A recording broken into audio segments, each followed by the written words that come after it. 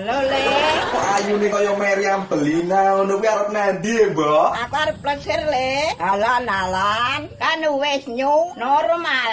Plesir nendi teh bengese beli tur pure gedibel. Kan Torres Le.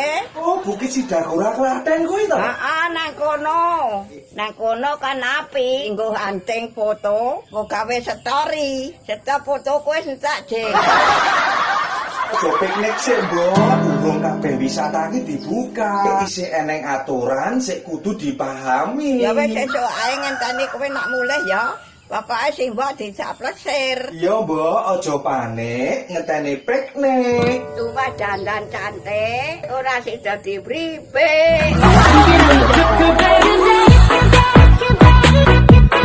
Good baby.